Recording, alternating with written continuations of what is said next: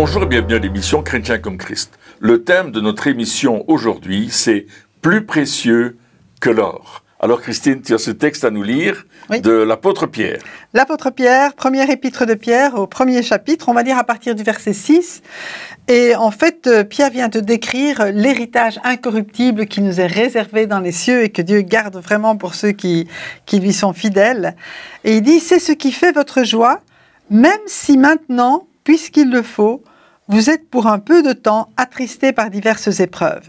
Ainsi, la valeur éprouvée de votre foi, beaucoup plus précieuse que l'or qui est périssable et que l'on soumet pourtant à l'épreuve du feu, aura pour résultat la louange, la gloire et l'honneur lorsque Jésus-Christ apparaîtra.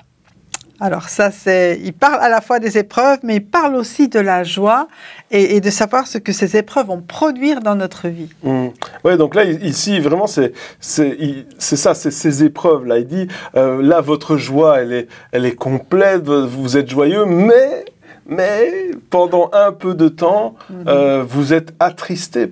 Il parle d'être attristés par des épreuves.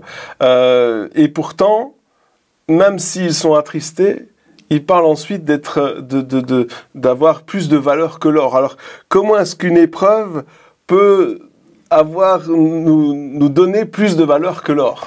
Je pense que Paul est en train de prendre un élément que nous connaissons tous, qui est l'or, pour lequel les gens feraient n'importe quoi pour en posséder, pour en avoir, la ruée vers l'or, etc. On connaît tous tout l'attrait que cet or a. Et il dit, l'or c'est bien, mais c'est rien à côté de la foi. La foi a plus de valeur que l'or, que tout l'or du monde. Quand elle est éprouvée. Alors, c'est ça. Justement, alors pourquoi il parle de l'épreuve? Parce que l'or, la Bible nous dit dans les Proverbes qu'on va le purifier, on va le faire passer par le feu une première fois, on va enlever les choses impures. Une deuxième fois, on va enlever les choses impures. Donc à la base, l'or a déjà l'air bien, hein, c'est déjà joli, mais pourtant il y a encore des petites impuretés. Il y a des mélanges, il y a des impuretés. C'est ça, et c'est ça que tu dis, il faut... Et il veut que notre foi soit perfectionnée. Et les épreuves, qu'est-ce qu'elles font?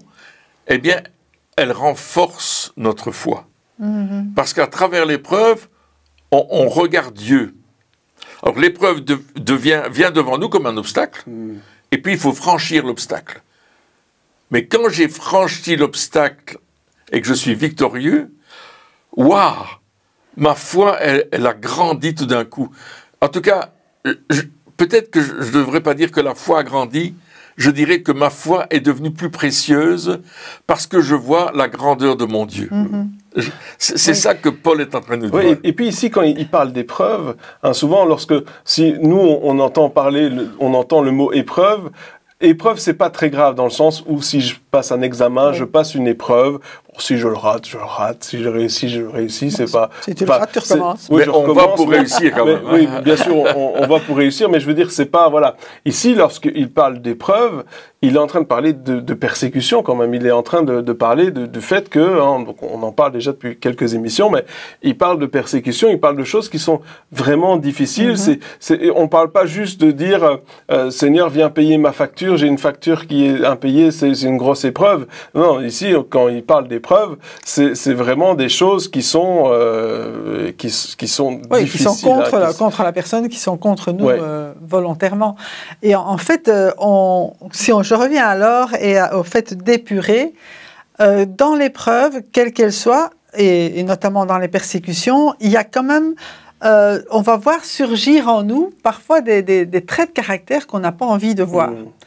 Et ça aussi, c'est pour nous permettre de réaliser, ah oui, mais il y a encore ça dans ta vie. Regarde, il y a de la haine qui monte, il y a du ressentiment, il y a des choses comme ça. Et là, on a besoin vraiment de se mettre de nouveau au pied du Seigneur pour qu'il dise, Seigneur, je veux pas de ça dans ma vie parce que toi, t'es pas comme ça. Pourquoi j'ai réagi comme ça? Voilà, pourquoi j'ai réagi comme ça. Et c'est pour ça qu'il y a des épreuves, pour que chaque fois, tous ces traits de caractère puissent être mis en évidence, qu'on s'en rende compte, parce que parfois, quand tout va bien, on se croit parfait, il n'y a pas de problème. Mais quand on est devant l'épreuve ou dans l'épreuve, on se réalise que notre façon de réagir n'est pas la même façon que Jésus avait. Ouais, certaines peurs remontent à la surface, certains stress, etc.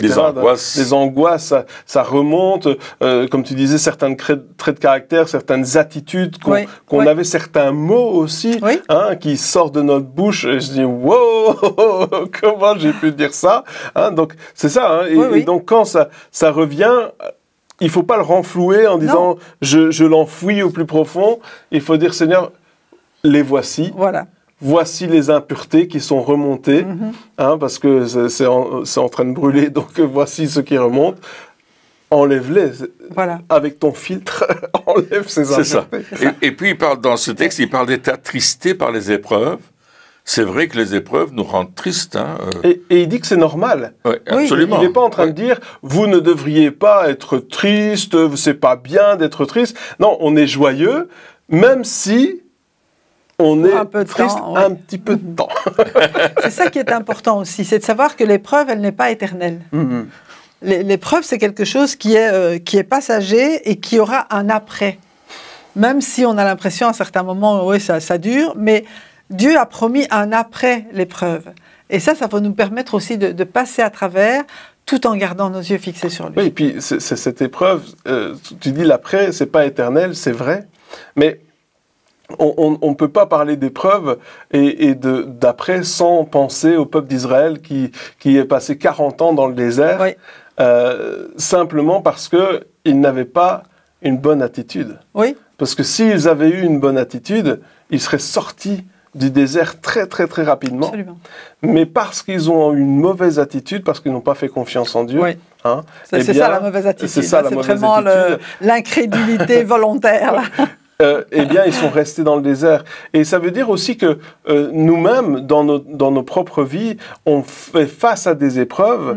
Et si on ne décide pas de changer de comportement, eh bien, on va refaire face encore à la même chose. Et ça peut durer longtemps, mais ce n'est pas du tout le but de Dieu que l'épreuve dure. Oui, et on voit dans l'exemple que tu prends que quand les 12 espions ont été envoyés par Moïse pour examiner le pays, eh bien, il y en a 10 sur les 12 qui ont dit, ils sont grands, nous on est des sauterelles à leurs yeux, on va jamais y arriver, c'est pas possible qu'on prenne ce pays. En fait, ils ont commencé à douter de la promesse que Dieu avait donnée à Abraham, et puis, bien avant. Ils ont exagéré aussi. Et ils ont exagéré. Des sauterelles, faut pas exagérer. Il y a quand même une différence, je veux dire, entre une sauterelle et nous, et eux et les géants, je veux dire, c'était vraiment une grosse exagération. On comprend. Excuse-moi, c'était pire que le doute, c'était vraiment l'incrédulité, c'était la foi dans le non, dans le contraire de ce que Dieu disait. Et puis, non seulement ils ont vu des choses, ils les ont interprétées, ils étaient des espions, ils ont vu des choses, ils les ont interprétées à leur manière, et puis ils ont dit des choses aussi. Et on sait que la foi vient de ce qu'on entend, et ce qu'on entend, la parole de Christ. Mais je crois que l'incrédulité vient aussi de ce qu'on voit et de ce qu'on entend, et qu'on dit à un certain moment, je ne pourrai jamais faire ces choses, je n'y arriverai jamais, je vais mourir dans cette épreuve, etc. Donc on va aussi matérialiser, je vais m'exprimer ainsi, notre doute. Mais ici, Paul nous dit que notre foi est plus précieuse que l'or périssable. C'est-à-dire que notre foi ne périt pas. Parce que l'or, il est périssable, mais la foi, elle n'est pas périssable. Et pourtant, l'or est périssable, mais il a quand même une durée de vie extrêmement longue. Non, mais c'est vrai. Hein. C'est vrai. Alors que la foi, notre foi, c'est encore plus précieux, c'est encore plus long, c'est quelque chose d'encore plus fort. Et donc, c'est quelque chose qui doit nous... C'est pour ça que notre joie, elle doit être complète. Parce que c'est vrai qu'il y a des choses qui nous arrivent, mais au travers de cela, on passe au-dessus de cela, et non seulement on passe au-dessus, mais ça nous rend plus forts, notre confiance en Dieu augmente, la foi augmente, on commence on croit à Dieu de plus en plus facilement, et c'est ça, on rentre dans un cercle qui nous fait aller de plus en plus loin avec Dieu, et dit, mais les épreuves, finalement, c'est quelque chose de réjouissant. Il y a même un autre passage qui va plus loin, je pense. Hein, c'est dans Romains, oui. Un instant. Je vais le trouver. Oh là là, zut. En fait... C'est dans Romains 5. C'est dans Romains je pense, 5, oui, mais là maintenant... Je peux vous le lire si vous voulez. Hein. Oui, vas-y. Bien plus, nous glorifions même des afflictions, sachant que l'affliction produit la persévérance, la victoire dans l'épreuve, et cette victoire, l'espérance.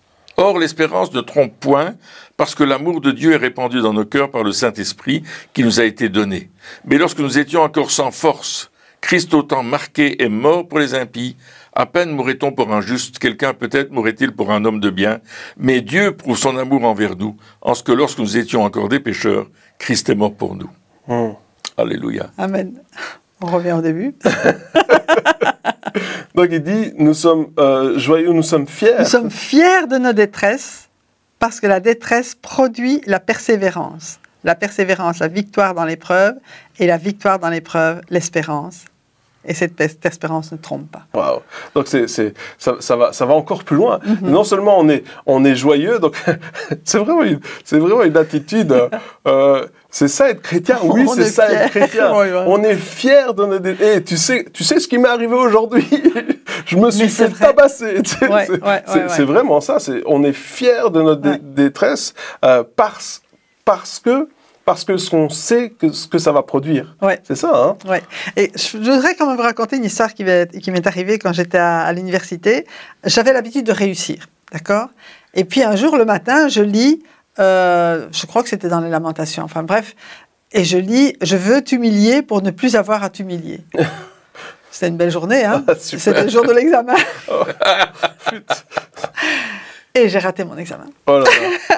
Ce jour-là. Et je suis sortie de l'examen avec une joie extraordinaire parce que je dis, Seigneur, ça c'est toi.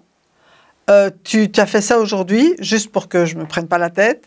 Mais ton but, c'est pas de m'abattre. Ton but, c'est pas que je rate. Ton but, c'était vraiment pour m'humilier aujourd'hui, mais je te fais confiance. Et il y avait une joie dans mon cœur, je l'ai raconté à tout le monde.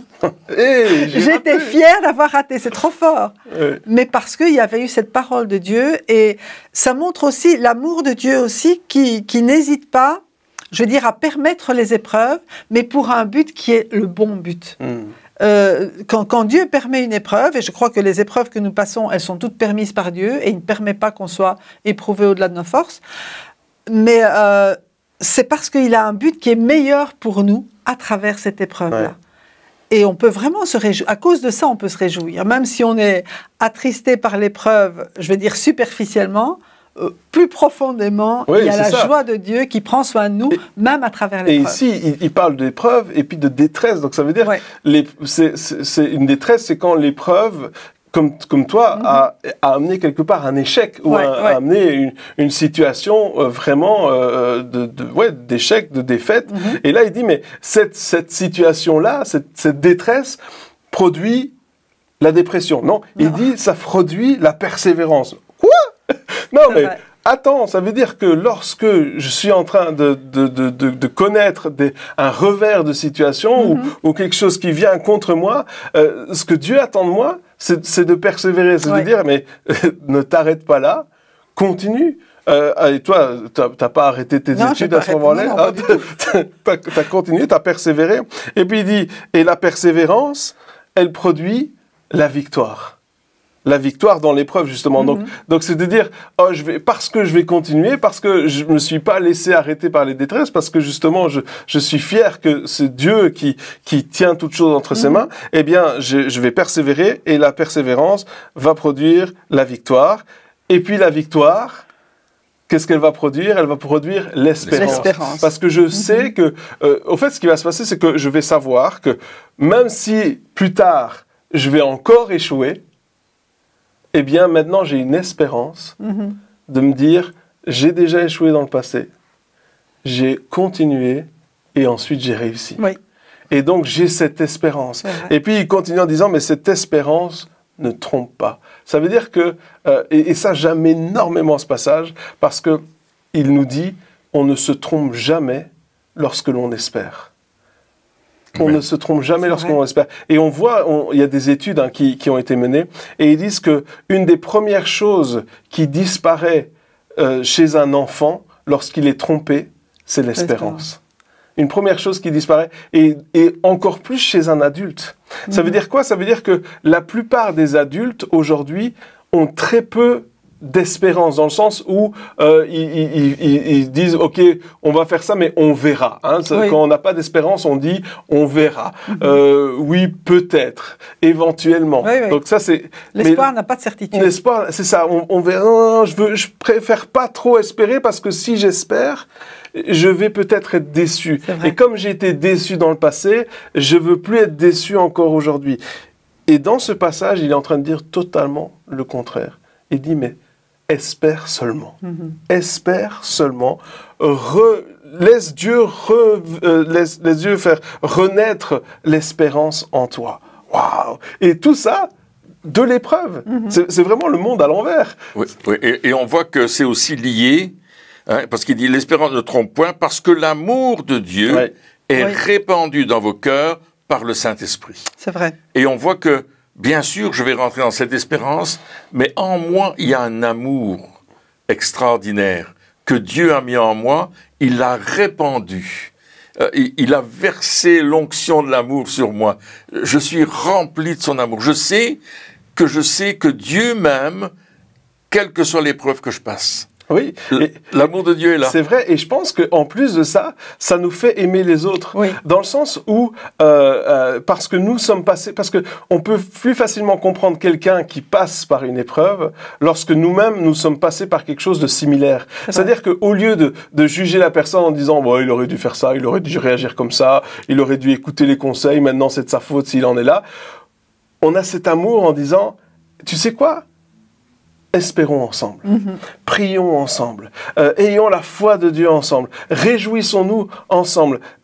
Regarde, moi j'ai fait ça et ça a fonctionné. Est-ce que tu n'essaierais pas de faire ça? Et c'est tellement mieux de réagir comme ça que de dire il a qu'à s'en sortir tout seul. Hein, il s'est mis dedans tout seul.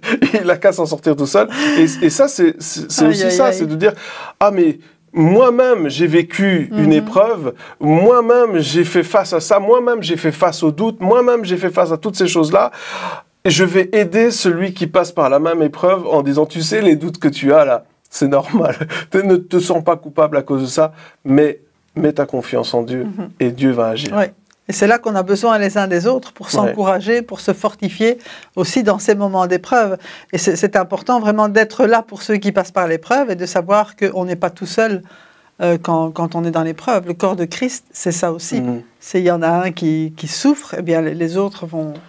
Ouais, je me souviens justement d'une situation où, vous savez, on m'avait volé quelque chose, je pense, et j'avais prié et j'avais réclamé, parce qu'il est dit dans l'Ancien Testament, il parle du voleur, lorsqu'il est découvert, il doit rendre 7 fois ce qu'il a volé. Et donc, moi je dis, le père des voleurs, c'est le diable, et donc c'est lui il est découvert, et donc il doit rendre 7 fois ce qu'il a volé, et on m'avait volé quelque chose, et puis j'avais prié, j'avais proclamé, et on avait récupéré bien plus que 7 fois ce qui nous avait été volé. Et puis ensuite, quelques temps plus tard, je rencontre un ami et il me dit tu sais quoi, il avait une cellule de prière, donc il avait du matériel, des haut-parleurs, une table de mixage, enfin des micros, etc. Et il dit hier il y a quelqu'un qui est venu, qui a forcé la porte et qui a volé tout notre matériel. Et je lui ai dit mais écoute, c'est vraiment une épreuve difficile pour toi, je suis désolé, mais voici ce que j'ai vécu, même épreuve, j'ai réclamé au diable 7 fois ce qu'il m'avait volé et j'ai récupéré. Et là, il me dit, mais non, mais c'est trop facile de faire ça, c'est pas comme ça que ça marche. Je lui dis, mais qu'est-ce que tu as à perdre? Je dis, ça va te coûter quoi? 5 minutes de ton temps, c'est vrai, 5 minutes de ton temps, tu pries et tu réclames au diable 7 fois ce qu'il t'a volé. Il n'était pas très content, mais il dit, bon, de toute façon, il n'avait pas d'argent pour acheter le matériel, donc il était désespéré et il n'avait rien d'autre comme solution. Donc il a dit, bon, ok, je vais le faire. Et donc il le fait. Et il vient me revoir 2-3 jours après, il me dit, tu sais quoi, ça a marché. Il y a quelqu'un qui est venu et qui a payé toute une nouvelle sonorisation, bien mieux que celle qu'on avait avant. C'est du dernier cri, tout compris, il nous a tout donné, les haut-parleurs, tout nouveau, complètement nouveau. Il me dit, ça marche ton truc. Hein. mais c'est ça aussi, on passe par une épreuve. Dieu nous donne vraiment cette foi qui grandit, et ensuite l'amour de Dieu est révélé dans nos cœurs, est déversé dans nos cœurs. Ça veut dire quoi? Ça veut dire que lorsque je vais voir quelqu'un qui passe par la même chose, je vais pas dire tire-toi toi-même de tes problèmes. Je vais dire, parce que je t'aime, je veux essayer de t'aider. Et là, il voulait pas vraiment. La vérité, c'est qu'il voulait pas. Mais par contre, il l'a fait quand même. Et puis, ça a fonctionné. Et je suis sûr que une fois, plus tard, il va rencontrer quelqu'un qui a le même problème. Il va dire, tu sais quoi, on m'a dit un truc bizarre, je l'ai fait, ça a fonctionné. Essaye. Et c'est ça. Ouais. Et j'aimerais lire un texte de Philippiens, au chapitre 1er, et il dit ceci: « Je veux que vous sachiez, frères, que ce qui m'est arrivé a plutôt contribué au progrès de l'Évangile. » On se souvient, Philippe, frappé, mis en prison, etc. En effet, dans tout le prétoire et partout ailleurs, nul n'ignore que c'est pour Christ que je suis dans les liens. Et la plupart des frères dans le Seigneur, encouragés par mes liens, ont plus d'assurance pour annoncer sans crainte la parole. Encouragé par mes liens. C'est extraordinaire. Plus d'assurance. C'est-à-dire que normalement, si tu vois quelqu'un qui se fait mettre en prison parce qu'il annonce l'évangile, tu vas te dire, bon, on va se calmer un petit peu, on va faire ça plus discrètement. Et là, il dit non, non seulement ils sont encouragés, mais en plus, ils ont plus d'assurance. Mais là, je crois que l'attitude de Paul dans les liens est quand même une clé. Parce qu'il ne voit pas un Paul qui est désespéré, il ne voit pas un Paul qui est découragé. Il le voit que même dans les liens, il continue à annoncer l'évangile. Il prend chaque occasion. Donc chaque épreuve peut être une occasion aussi d'annoncer l'évangile. À travers cela, de voir...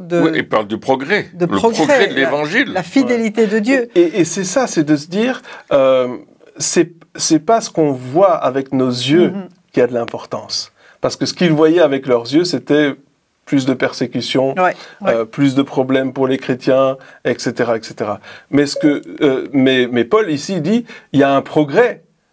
Ça veut dire que Paul ne regardait pas seulement à ce qui était physique, à ce qu'il voyait avec ses yeux naturels, mais il voyait la progression spirituelle, de dire, oui, dans le naturel, c'est vrai que ça a l'air de pas vraiment avancer, et plutôt, on est en train de se faire persécuter, on a des revers, etc.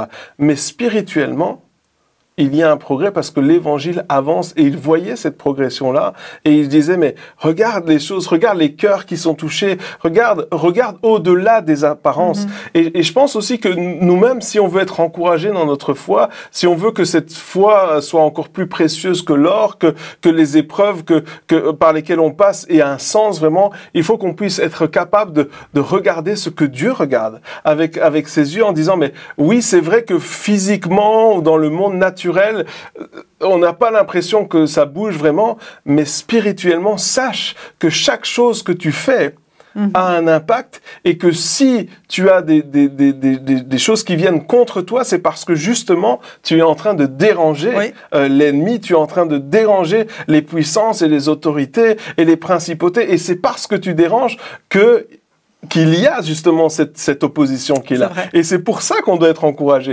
Parce que le royaume de Dieu avance. Le royaume de Dieu avance, et ce qu'on voit dans la majorité des pays où il y a des fortes persécutions, c'est que l'Église se multiplie. Parce que l'attitude aussi des chrétiens persécutés, elle étonne. Elle dit, mais enfin, comment ils peuvent avoir une telle attitude dans la persécution? Une telle joie. Une telle joie, oui. Sans peur, je veux dire, quelque part, et Dieu qui vient les assister, c'est au-delà de l'humain ce qui se passe dans leur vie. Je pense qu'on ne peut pas imaginer comment serait la persécution pour nous parce qu'on ne la vit pas. Mais quand on est dans une situation, on voit déjà nous-mêmes à notre niveau la fidélité de Dieu dans chaque épreuve qu'on peut passer à notre niveau, mais dans des épreuves comme celle-là, il y a la fidélité de Dieu qui est là aussi, il y a l'amour de Dieu qui vient les entourer, et ça se voit. Et les gens réalisent que Dieu, il est vrai, il est réel, et que la meilleure façon de vivre, je vais dire, et la meilleure raison même pour mourir, c'est vraiment de mettre notre confiance dans le Seigneur. Et puis ce que Tertullien disait, le sang des martyrs, c'est la semence de l'Évangile. Il parlait justement de cette persécution qu'il y avait dans l'Église primitive, et à cause de la persécution, l'évangile a pris un essor extraordinaire. Et cet historien a dit, waouh, moi j'ai vu le sang des martyrs, c'était vraiment ce qui a permis à l'évangile d'avancer. Ouais, et c'est ça qui est précieux, quelque part. Hein. Quand on dit encore notre foi qui est plus précieuse que l'or, c'est ça, elle est éprouvée, mais c'est précieux. Et ce qu'on a qui est encore plus précieux que l'or, ces choses-là, on peut les partager. Hein, c'est un or, enfin je veux dire, l'or, c'est quelque chose de beau, hein, c'est quelque chose c'est beau, c'est pur, ça brille. Voilà, ça brille, c'est beau. Quand on voit des choses qui sont sculptées dans l'or, c'est quelque chose de... Mais alors un or qui est raffiné, qui est purifié encore et encore, c'est quelque chose d'extraordinaire. Et c'est quelque chose que l'or, il a de la valeur parce qu'on peut le voir. C'est-à-dire que il a de la valeur parce que justement on trouve que c'est beau, parce que justement il est exposé. Hein, ça sert à rien de l'or qui est caché. Hein, il est exposé lorsque c'est des œuvres d'art, etc. Il est exposé, il a de la valeur. Eh bien, de la même manière, l'épreuve de notre foi, les choses que nous avons vécues, la manière dont nous réagissons aujourd'hui, c'est quelque chose qui est exposé. C'est-à-dire que c'est quelque chose qui est là pour que les autres puissent le voir aussi et se dire je veux réagir comme ça. Notre témoignage, et là aussi on parle de notre intimité avec Dieu, du fait de prendre du temps avec Dieu, bien sûr c'est tellement important, mais notre témoignage aussi est tellement important aussi, la manière dont on réagit, comment est-ce que tu réagis quand on te dit ben voilà il y a ça et ça et ça et ça qui va pas, est-ce que c'est la panique totale? Ou est-ce que tu te souviens et tu te dis « Ah, mais dans le passé, on a déjà eu ça. On va aller voir Dieu. Dieu a agi, je sais où je dois aller, je vais prendre du temps avec Dieu et ça va se passer. » Et là, les gens vont dire « Comment? Quoi? Que tu stresses pas? Tu paniques pas? Comment ça se fait ?» Et c'est cette valeur-là. Et les gens vont dire « Mais ok, moi aussi je veux ça. Moi aussi, je veux arrêter de paniquer. Moi aussi, je veux faire confiance à Dieu. Parce que c'est lui qui est là. Et ça aussi, c'est un sujet de joie. Ce témoignage est un sujet de joie. C'est vrai, tout à fait. Et c'est pour ça que Paul disait que la persécution qu'il vivait allait contribuer à l'annonce de l'évangile encore plus. Et on voit qu'ils annonçaient l'évangile, ses amis qui étaient pas en prison, là, avec assurance, sans crainte. Ouais. Et c'est ça, et ça nous donne encore, ça nous donne encore plus de valeur, et c'est plus précieux que l'or. Et je pense qu'on doit vraiment demander à Dieu de nous fortifier là-dedans, parce qu'il veut nous donner encore plus de foi. Réjouissons-nous dans la détresse. Réjouissons-nous. Eh bien, chers amis, merci encore de nous avoir suivis pour cette émission, et puis on se retrouve très bientôt pour la suite. Au revoir.